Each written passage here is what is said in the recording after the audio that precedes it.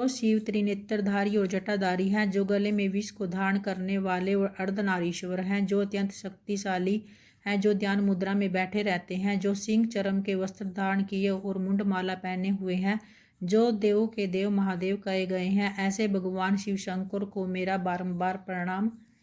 नमस्कार दर्शकों, आपका हमारे सुनीता चैनल में एक बार फिर से स्वागत है। आप सबको श्रावण मास की हार्दिक शुभकामनाएं। आज है 11 जुलाई और आज ही से सावन मास का प्रारंभ हो रहा है। तो आइए जानते हैं सावन मास के महत्व के बारे में और उनकी पौराणिक कथा के बारे में जानेंगे। सावन का महीना भगवान शिव की उपासना के लिए सबसे उत्तम माना जाता है। सावन के महीने में जो भक्त सच्ची श्रद्धा से भगवान शिव की उपासना करता है, उसकी सारी मनोकामनाएं पूर्ण होती हैं। सावन मास भगवान शिव को अत्यंत प्रिय है और इस मास में भगवान शिव का जल अभिषेक, पूजा, व्रत, दान का विशेष महत्व माना गया है। ऐसा माना जाता है कि सावन के महीने में ही भगवान शिव ने विष को अपने कंठ में धारण कर लिया था, जिससे उन्हें नीलकंठ नाम मिला।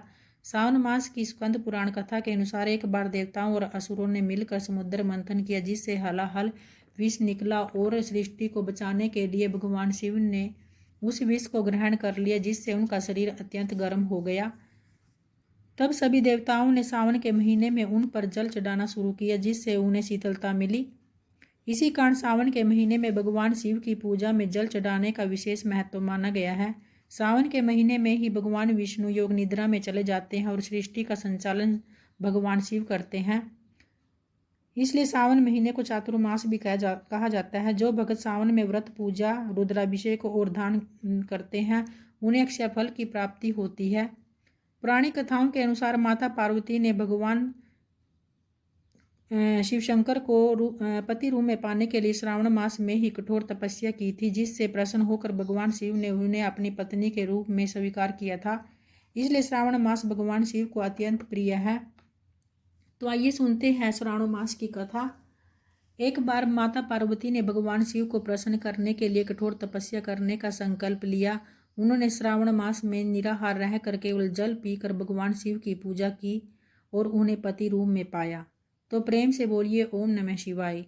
कहा जाता है कि एक बार सनत कुमार ने भगवान शिव से यह प्रश्न किया कि हे प्रभु, यह श्रावण मास आपको इतना प्रिय क्यों है?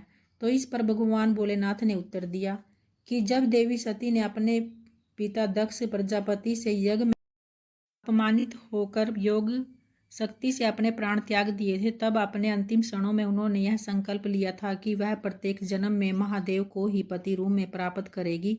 अपने अगले जन्म में देवी ने पार्वती रूप में हिमालय राज और माता मेनका देवी के घर जन्म लिया। पार्वती ने युवावस्था में श्रावण मास में कठोर व्रत तपस्या करने में अन्न जल का त्याग कर दिया और पूर्ण निष्ठा से शिव भगवान की आराधना की और उन्हें अपनी अर्धांगिनी के रूप में भगवान शिव ने स्वीकार किया। श्रावण मास भगवान शिव को इसलिए अति प्रिय है।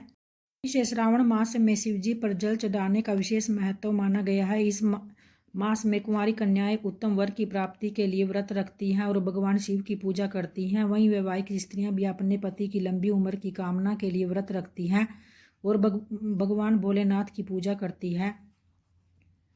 इसलिए ये समय सभी भक्तों, साधुओं, महात्माओं के लिए अमूल्य होता है। श्रावण मास का महात्म्य भगवान शिव की भक्ति को बढ़ाने वाला, भगवान शिव जी को संतुष्ट करने वाला, अमृत के समान दिव्य है।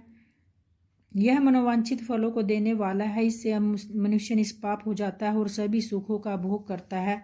मनुष्य को पूरी श्रद्धा से संयम पूर्वक इसका पालन करना चाहिए। जो मनुष्य प्रेम पूर्वक नित्य पूजा अर्चना करता है और शिव पुराण का पाठ करता है, वह निसंदेह पुण्य आत्मा बन जाता है।